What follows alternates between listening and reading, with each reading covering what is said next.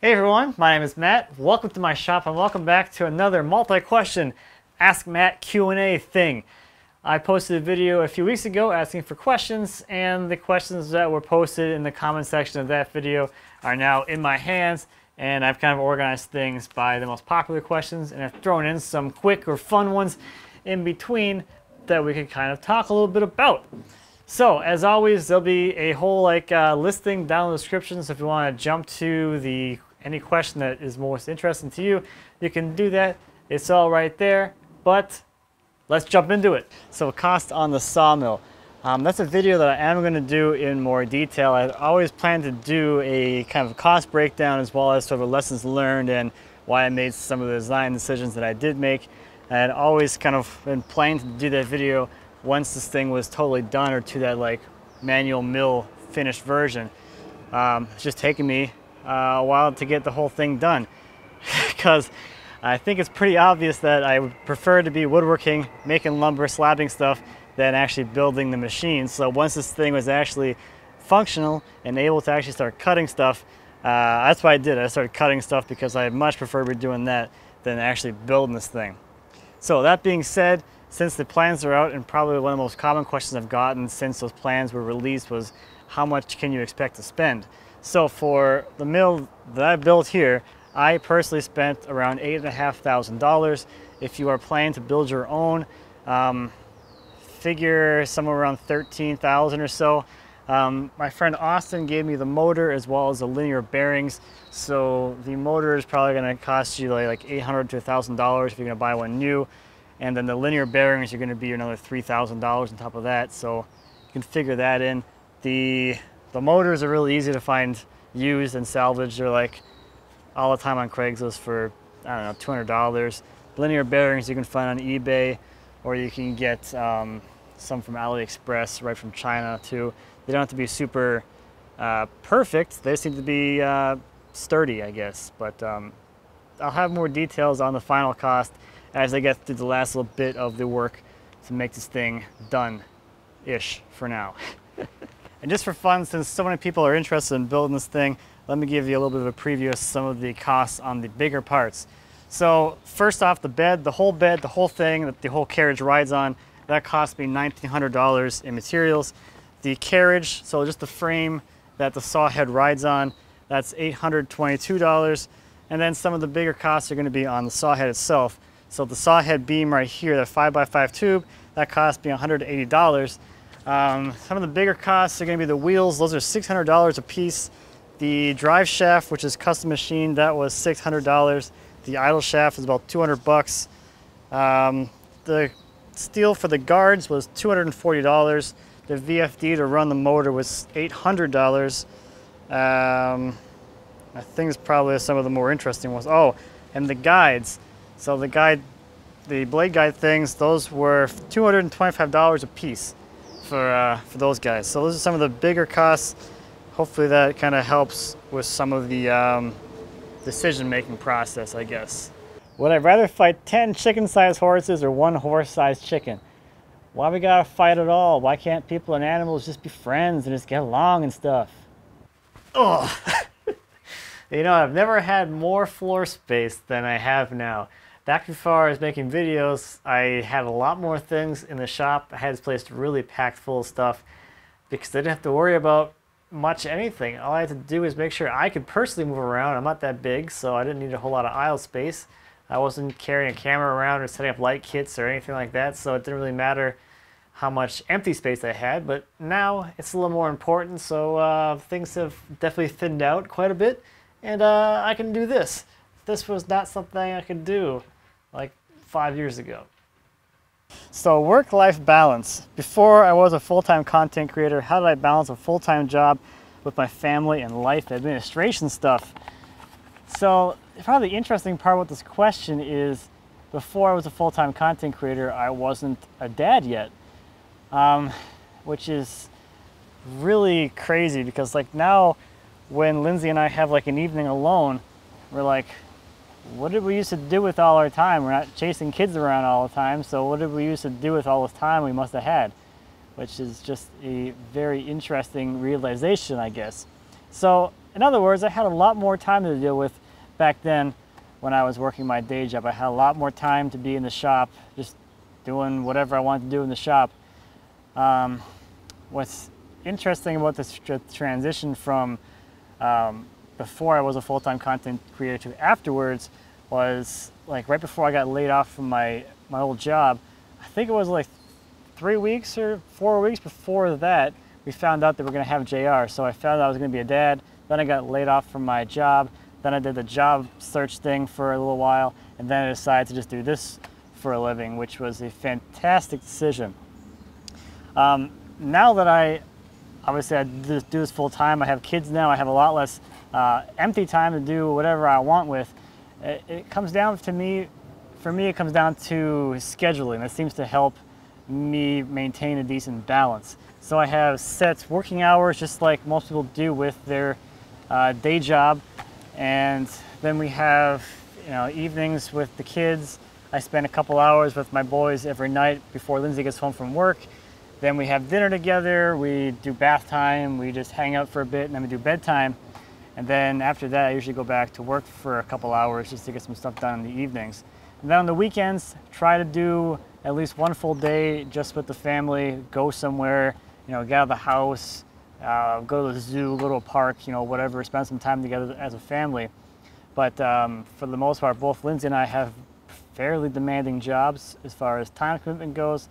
So the ability to have those scheduled times where it's just part of the daily life is spending time together really helps us to maintain that balance and stay connected as a family. So Jesse asked about the backup plan if this doesn't quite work out. We talked about this on Wood Talk a few episodes ago. I'll leave a link to that episode, but I guess the highlight for me is I could go back to working a regular 9-to-5 job, but I probably find it pretty difficult at this point, so I'd probably try to find something else to do where I'm still working for myself.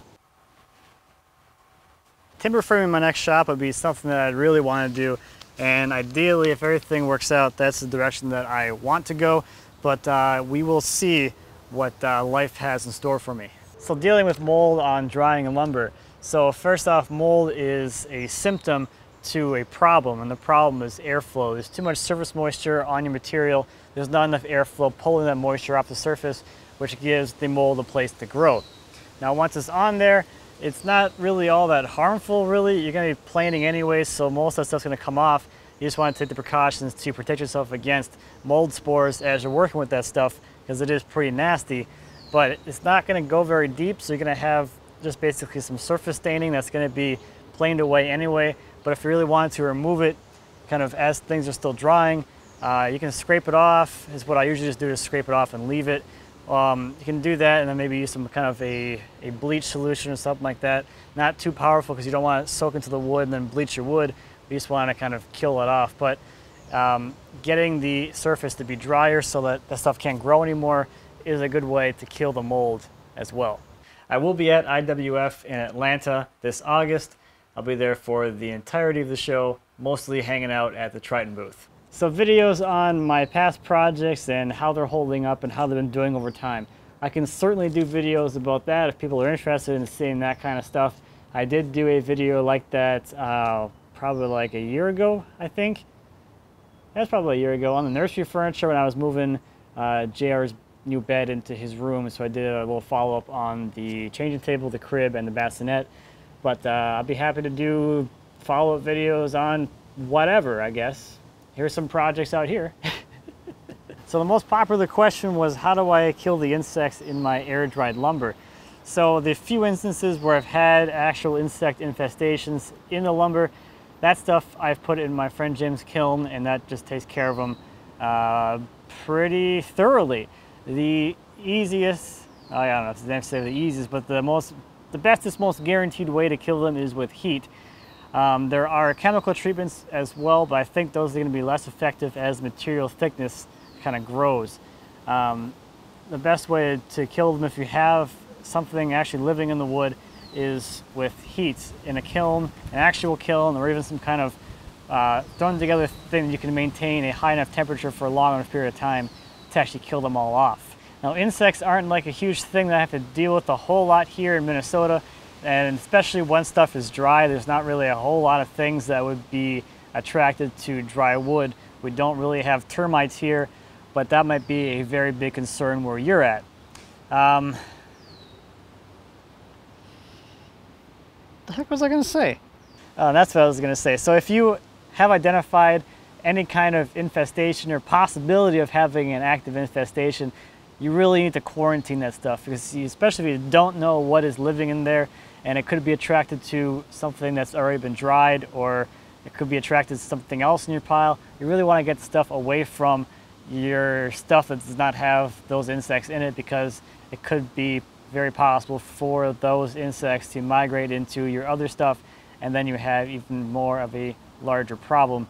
So just kind of keep that in mind. If you live in an area where insects are a lot more common and you have that problem, there are chemical treatments that you can apply to the surface of the wood before you dry it, which will help to deter any insects from getting into it. Another thing you consider as well, and something that I do, is that anything that I have out here drying that has any kind of loose bark, like this here is starting to loosen up, I'll come through every now and then and just peel that back. The loose bark, where there's actually a separation between the wood and the bark, that just gives insects just a place to go. They can get in there pretty easily and start living in there. Around here it's not like a huge problem. Like, not all insects are necessarily bad and damage the wood, but you know, one less roly-poly that I have to like look at, I guess.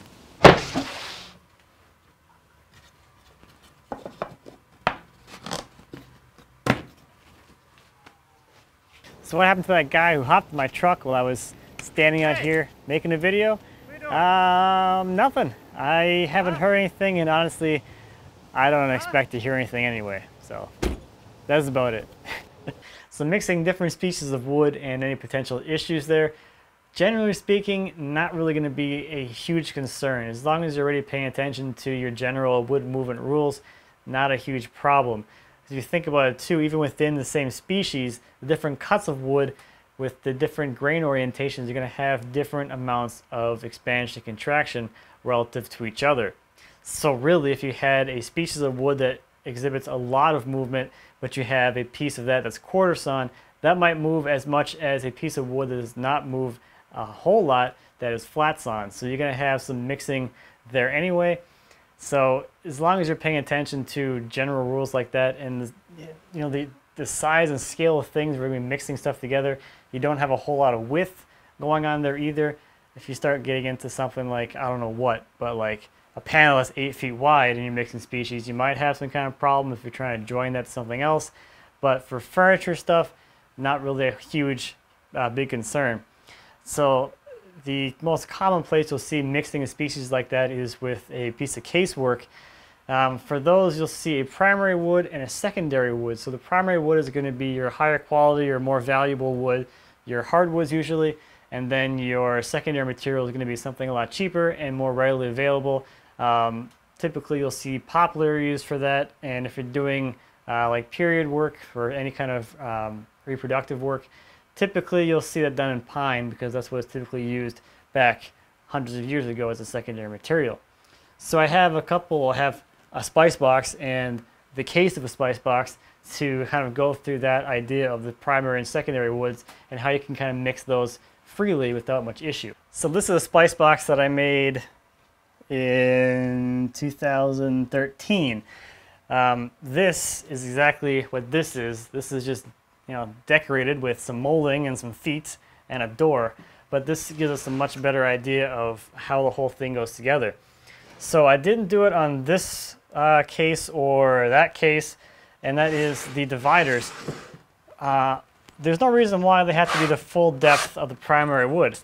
So because there's going to be a drawer in here, you're only going to see the front edge. So there's no reason why you couldn't take a secondary material, whatever you want, and use a small piece of the primary material laminated to the front and just have the secondary material sticking out the back. You can save some material costs on there if that's something that's a big concern. Another thing you can see pretty commonly is anything that's not going to be seen, the large panels, could be a secondary piece of material. So on this case piece here, since the whole bottom gets wrapped in this molding anyway, there's no reason why the bottom piece needs to be the same material as the sides, which are going to be seen. So for instance, on the highboy that I just did, the bottom panel as well as the top panel for the upper case, those are both a different species of wood than the sides. The sides and the rest of the primary material on that case was cherry, and then the secondary material I used on that was hard maple. So I have two different woods mixed together, but because everything's kind of obeying the same wood moving rules, it's not an issue.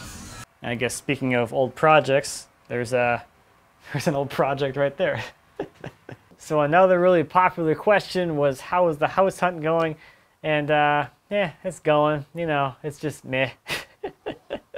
So at this point, you know, we've been looking for almost a year now.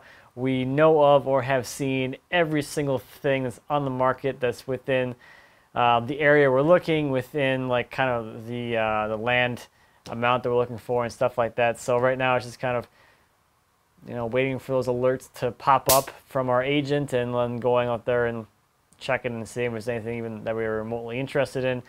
We're casting a pretty broad net, so there's not really a whole lot of things that come on the market now that are super interesting to us, and there's not a whole lot of things coming in the market at all, really. So it's kind of low inventory and low things that are really interesting to us. So at this point, we're still looking, but you know, we're not really in a super huge rush to move. So not a huge deal, I suppose. So that's going to do it for this one. Thank you to everyone who submitted questions. I really appreciate that. If you have any other questions for me, please feel free to leave those in the comments section down below. I'd be happy to answer any questions you might have. Thank you as always for watching, and until next time, happy woodworking.